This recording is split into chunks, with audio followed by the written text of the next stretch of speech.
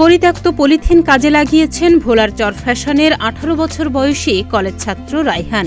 পরিত্যক্ত পলিথিন ও প্লাস্টিক বিশেষ প্রক্রিয়ায় কাজে লাগিয়ে তা দিয়ে তৈরি করছেন জ্বালানি তেল, ডিজেল, অকটেন, পেট্রোল। পলিথিনের স্থায়িত্ব কম, সহজে পচন ধরে না। পরিবেশ নিয়ে অসচেতন থাকায় কাজ শেষে পলিথিন ছুঁড়ে ফেলে দেওয়া হয়। এরপর তার স্থান হয় ডাস্টবিনে। তাছাড়া পলিথিন পরিবেশ দূষণ করে, তাই এসব পরিত্যক্ত জিনিসই কাজে লাগিয়েছেন তিনি। তারে তৈরি করা জ্বালানি তেলের মেশিন ও তেল দেখতে রীতিমতো বাড়িতে ভিড় জমাচ্ছেন এলাকাবাসী। এতে এলাকা জুড়ে ব্যাপক চাঞ্চল্যের সৃষ্টি হয়েছে। পলিথিন পুরে অনেকগুলা তেল বের করে নতুন একটা উদ্যোগ নিয়েছে। তা আশা করি যে এরকম একটা উদ্যোগ নেওয়ার গতি এবং দেশের উন্নয়ন হইতেছে। তার পাশাপাশি আমাদের এলাকায় অনেকগুলা পলিথিন যেখানে সেখানে পড়ে থাকে, ও কুড়িয়ে নিয়ে এগুলা তেল, পেট্রোল, অকটেল তৈরি করতেছে। সরেজমিনে গিয়ে দেখা যায় রায়হান বাড়ির পাশে খালি জায়গায় একটি ড্রাম বসিয়ে তৈরি করেন জ্বালানি তেল তৈরির মেশিন। এরপর পরিত্যক্ত ও পরিবেশ নষ্টকারী পলিথিন কুড়িয়ে এনে ওই মেশিনে বা ড্রামে বিশেষ প্রক্রিয়ায় পলিথিন আগুন তাপ দেয়। এরপর পরিত্যক্ত ও পরিবেশ নষ্টকারী পলিথিন কুড়িয়ে এনে ওই মেশিনে বা ড্রামে বিশেষ প্রক্রিয়ায় পলিথিন আগুনে তাপ দেন।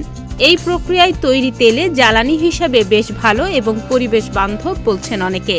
রায়হান যে উদ্যোগটা নিচ্ছে, এটা দিয়ে মনে করেন যে বাজারের যত ময়লা আবর্জনা বা প্লাস্টিক জাতীয় যত পণ্য আছে ওইগুলো যে এখানে বিভিন্ন পদ্ধতির মাধ্যমে যে তেল উৎপাদন করা হয়, এগুলো আপনার মনে করেন যে বিভিন্ন যানবাহনে চলার জন্য ভালো উপযোগী। এবং এই উদ্যোগটা নেওয়ার জন্য আমরা এলাকাবাসী সবাই তাকে উৎসাহ দিয়েছি এবং সবাই তার পাশে আছি। আগুনের তাপে ড্রাম থেকে নির্গত বায়োগ্যাস পাইপ দিয়ে এসে প্লাস্টিকের ড্রামের মধ্যে রাখা পানিতে ঠান্ডা হয়ে যা 4টি কন্টেইনারের মধ্যে একটিতে বেরিয়ে আসে ডিজেল, অন্যটিতে পেট্রোল, অন্য আরেকটিতে অকটেন এবং বায়োগ্যাস। এসব জ্বালানি তেল মাটিতে ফেলে আগুন জ্বালিয়ে তা তরল পদার্থ যে প্রমাণ করেছেন কলেজ ছাত্র রায়হান। তো আমি মূলত পলিথিন নিয়ে কাজ শুরু করেছি আর প্রায় 2 মাস আগে। তো পলিথিন একদিন হঠাৎ আমরা শীতের ভিতরে জ্বালাইলাম। জ্বালানোর পরে দেখলাম যে কিছুটা বাষ্প আকারে ওঠার পরে আমি আপনার ঢাকাতে কিছু রঙের বাটা দিয়ে তৈরি করি সর্বপ্রথম। পরে আমি ওই জায়গায় একটা পরিমাণ তেল পাওয়ার পরে এটা নিয়ে কিভাবে কি করা যায় 2 মাস যাবত প্রায় ভাবি। তো ইউটিউবে দেখার পরে দেখলাম যে আরো বিভিন্ন জায়গায় এগুলা তৈরি হয়েছে। তো অনেক চেষ্টার পরে সফল হয়েছি। প্রায় 5,000 টাকা খরচ করলাম। খরচ করার পরে এই তেলটা আমি আরো 2 থেকে 3 দিন আগে তৈরি করছি। মূলত 6 কেজি পলিথিন থেকে প্রায় 4 কেজি তেল হবে। যে পলিথিন প্লাস্টিক, এই পলিথিন প্লাস্টিক আমাদের দেশের জন্য এক প্রকার ক্ষতি, কারণ কৃষকদের জন্য ক্ষতি। এই প্লাস্টিক পলিথিন যদি মাটির নিচে থাকে, আমরা দেখা যায় যে আমরা হয়তো গবেষণা পেয়েছি যে 300 বছরও একটা প্লাস্টিক নষ্ট হয় না বা পচে না। তো এরকম বাজারে বিভিন্ন ময়লা আবর্জনা বা সব জায়গায় যেমন ময়লা আবর্জনা, এই যেমন প্লাস্টিক বা কাগজ, এই ময়লা আবর্জনা থেকে আমি তেলগুলো উৎপাদন করতে পারি। তো যদি মেশিন আনতে পারি, দৈনিক আমি 100 থেকে 120 লিটার তেল অবশ্যই বাজার চাহিদা পূরণ করতে পারবো, বাজারে দিতে পারবো 100 থেকে 120। অবশ্যই আমি কইরা দেখাতে পারবো।